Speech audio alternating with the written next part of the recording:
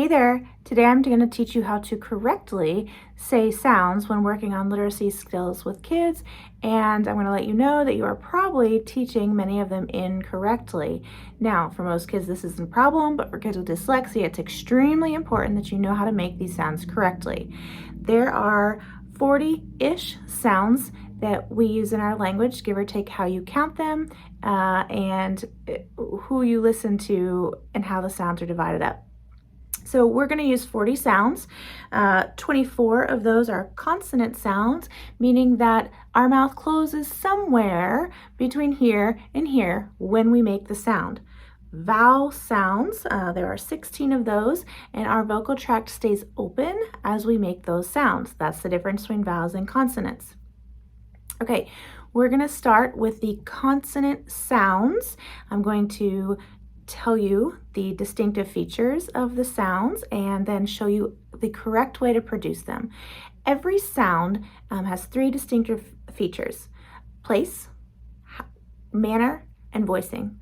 Place is how the placement of your mouth when you're making the sounds. Okay, manner is how the air comes out of your mouth as you're making the sound, and voicing, whether or not you're using your voice box and your vocal cords when you make the sound. So place, manner, and voicing.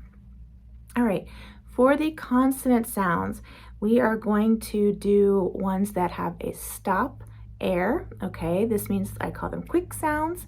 Some are voiced, some are voiceless. We're going to do sets of each to help you understand. Okay, so the first set is p and b. My mouth does the same thing for both sounds. The only difference is my voice is off for p and on for b. If you add an sound to the p sound, you are actually making two sounds. So make sure that when you make a voiceless stop, p, you are not adding an extra sound. All right, next set is t and d. You can see that my tongue touches the roof of my mouth right behind my teeth. They are still stop sounds. One is voiced, d, one is not. Again, do not add the extra sound when making the t sound. All right, last set of stops. All right, we have k and we have g. On these, the placement of your tongue is that it's touching the roof of your mouth way in the back. They are still quick sounds. One is voiced, one is not. The voiceless sound is k. The voiceless sound is oh, I'm sorry, I said that wrong. The voiceless sound is k. The voiced sound, when my voice is on, is g. All right, let's go through this again. P, like in pan. B, like in bat. T, like in tie. D, like in dog. K, as in car. G, as in go. Okay, the next ones we're going to do are nose sounds. Why are they called nose sounds? Because the air comes out of our nose as we make the sound. All right, so placement for these sounds changes, but the manner now is that the air is coming out of our nose. All right, so we've got lips are together, air is coming out the nose. So if I plug my nose, the air stops. Can't make it without my nose. Okay, the next one is all right, again, my tongue is right behind my teeth, but the air is now coming out of my nose. Okay, the next one here is still a nose sound. The placement is your tongue is again up on the roof of your mouth, way in the back. Same place it is for k and g, except now the air is coming out your nose. All right, so those are the nasal sounds. As in man, as in nut, as in what we hear at the end, ring. We never use that sound at the beginning of words. Sometimes the middle, sometimes the end, but never the beginning. Okay, the next set of consonants are called fricatives, and all this means, it's a fancy word to say that the airflow comes out continuously. We can make these sounds long, okay? That's how I teach them to my kid. Can I make the air long? All right, so we've got, the first one is, and the next one, if I turn my voice on, I get, the only difference with those two sounds is that one has voice off, one has voice on. You can see that my tongue is between my teeth for both of them. Okay, the next set is as in fan, as in van.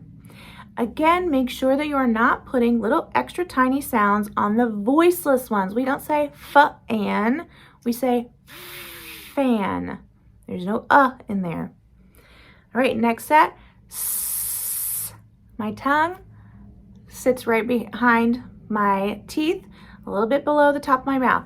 S and z. Same mouth placement, same airflow, different voicing. Okay, the next set, sh and zh. Again, placement is the same for those two. Air is coming out continuously, one's voice on, one's voice off. Sh, like in shoe, zh, like in treasure. Okay? The zh sound is usually in the middle of words. Treasure, pleasure, measure, seizure, leisure.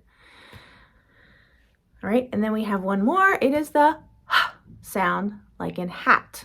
Okay, the place that it closes down here is way back here in our throat. Voice is off. Airflow is continuous for that one.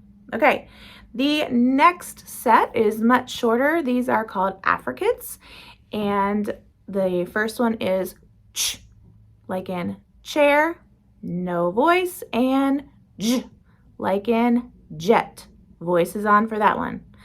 Ch, j. All right, and last set for the consonants. These are called the liquid sounds. Okay, we've got w, like in web, y, like in yarn, l, like in lips, and r, like in rock. Okay, now we're going to move on to the vowel sounds. All right, we have long vowels. These are the sounds where you can also hear a letter name. A, E, I, O, oo, and U are both long vowel sounds. They sound slightly different. Now we have our short vowels. I'm going to tell you that a way to make these much less confusing to teach kids is to call them short vowel ah, like in cat, short vowel eh, like in bed, short vowel I, like in fish, short vowel ah, like in pot, and short vowel like in mug. If you call them long vowel A, short vowel A, it's much harder for kids to figure out the difference of them. It has nothing to do with how long or how short the sounds sound when you make them, all right? So long vowel A, short vowel ah. All right, then we've got some other vowel sounds. One is like in book, aw, like in saw.